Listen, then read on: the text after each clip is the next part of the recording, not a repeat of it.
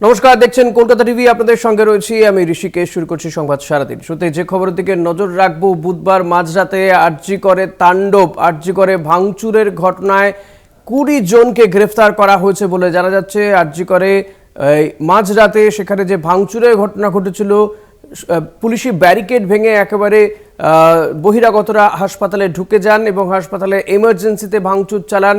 Emergency সহ আরও বেশ কিছু ওয়ার্ডে তারা গিয়ে ভাঙচুর চালান। পাশাপাশি এই যে কর্মবিরতি পালন করছিলেন জুনিয়র চিকিৎসকরা, সেই মঞ্চ পর্যন্ত ভেঙে গুড়িয়ে দেন বহিরাগতরা। আর এই ঘটনায় কিন্তু 20 জনকে গ্রেফতার করা হয়েছে বলে জানা যাচ্ছে। বুধবার মধ্যরাতে আরজিকরে তাণ্ডবের ঘটনায় 20 জনকে গ্রেফতার করা হয়েছে। আরজিকরে ভাঙচুরের ঘটনায় গ্রেফতার বেড়ে 20 হলো। বুধবার মধ্যরাতে আরজিকরে যেভাবে ভাঙচুর চালানো হয়েছে, সেই ঘটনায় ইতিমধ্যেই সমাজের বিভিন্ন অংশে মানুষজন প্রতিবাদে সোচ্চার হয়েছেন। একে তো সেখানে এক মহিলা চিকিৎসককে ধর্ষণ করে খুনের ঘটনায় গোটা দেশ এই ঘটনার সমালোচনায় সরব। পাশাপাশি গত বুধবার যখন এই মধ্যরাতে সেখানে প্রতিবাদ চলছিল, মধ্যরাতে মেয়েরা রাস্তা দখল করো, সেই প্রতিবাদের থেকে হঠাৎ করে একদল বহিরাগত হাসপাতাল ঢুকে পড়ে, ভাঙচুর চালায়। সেই ঘটনায় গ্রেফতার বেড়ে 20।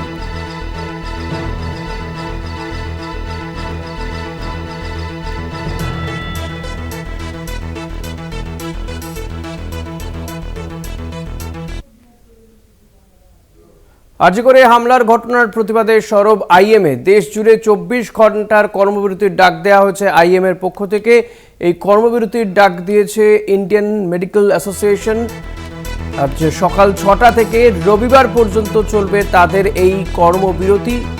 ফলত গোটা দেশ জুড়েই কিন্তু চিকিৎসা পরিষেবায় ব্যাপক প্রভাব পড়তে পারে। আরজিকরে ঘটনাতে কর্মবিরতির ডাক দেওয়া হয়েছে ইন্ডিয়ান মেডিকেল অ্যাসোসিয়েশনের পক্ষ থেকে। আজ শনিবার সকাল 6টা থেকে রবিবার পর্যন্ত এই কর্মবিরতির ডাক দেওয়া হয়েছে। ফলত দেশ জুড়ে এই সময়ে হাসপাতালগুলোতে কিন্তু চিকিৎসা পরিষেবায় ব্যাপক প্রভাব পড়বে বলেই মনে করা হচ্ছে। আরজিকরে হামলার ঘটনার প্রতিবাদে সরব আইএমএ। যেভাবে হামলা ঘটেছে বুধবার মধ্যরাতে আরজিকর হাসপাতালে, জুনিয়র চিকিৎসকদের কর্মবিরতির মঞ্চ ভেঙে গুড়িয়ে দেওয়া হচ্ছে। হাসপাতালের বিভিন্ন ওয়ার্ডে বহিরাগতরা গিয়ে ভাঙচুর চালিয়েছে। সেই ঘটনার প্রতিবাদে আইএমএর পক্ষ থেকে কর্মবিরতির ডাক। শনিবার সকাল 6টা থেকে রবিবার পর্যন্ত এই কর্মবিরতির ডাক দেওয়া হয়েছে।